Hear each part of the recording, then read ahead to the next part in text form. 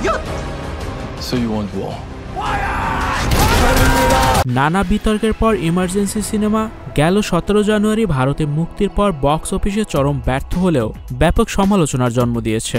কঙ্গনা রানাউত প্রযোজিত, পরিচালিত ও অভিনীত এই সিনেমায় বাংলাদেশ ও শেখ মুজিবুর রহমানকে যেভাবে উপস্থাপন করা হয়েছে তা নিয়ে অন্তর্জালে চলছে আলোচনা সমালোচনা।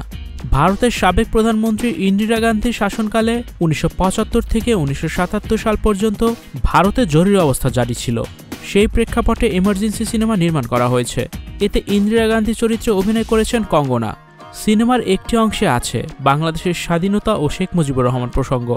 সিনেমায় উল্লেখ করা হয়েছে পশ্চিম পাকিস্তানের সেনারা যখন পূর্ব পাকিস্তানের মানুষের ওপর হামলা চালাচ্ছিল তখন ভারতে প্রবেশ করেছিল প্রায় 1 কোটি শরণার্থী। স্টুডিও 4D আপনাদের জন্য নিয়ে এসেছে শীতাতাপ নিয়ন্ত্রিত স্টুডিও সুবিধা, আছে অত্যাধুনিক মেকআপ রুম। বিস্তারিত জানতে এখনই কল করুন 01974860664। হাউসটি দেখতে চলে আসুন আমাদের ঠিকানায় শেখেরটেক রোড নাম্বার 9, বাড়ি 24। আশঙ্কা করা হয়েছিল ধর্মীয় দাঙ্গা সৃষ্টির। সেটা ঠেকাতেই পাকিস্তানের বিরুদ্ধে যুদ্ধ করে বাংলাদেশ উপহার দিয়েছিলেন ইন্দিরা গান্ধী, আর শেখ মুজিবুর রহমান কাজ করেছেন ইন্দিরার এজেন্ট হয়ে। সিনেমায় শেখ মুজিবের চরিত্রে অভিনয় করেছেন ঋষি কৌশিক, যিনি বাংলাদেশের একাধিক নাটকেও কাজ করেছেন। ইমার্জেন্সি সিনেমায় দেখানো হয়েছে বাংলাদেশ স্বাধীন হওয়ার পর শেখ মুজিবুরের মুখে ইন্দিরা গান্ধী ও ভারতের প্রতি আনুগত্য মাখা সংলাপ। সংলাপটি ছিল এরকম: ভারত মাতা আমাদের জন্মভূমি বাংলার জন্ম দিয়েছে। আমি শপথ নিচ্ছি, যতদিন এদেশে ব্রহ্মপুত্রে পানি বয়ে যাবে, যতদিন আমরা বাংলা করব, ততদিন ভারতের আনুগত্য স্বীকার করব।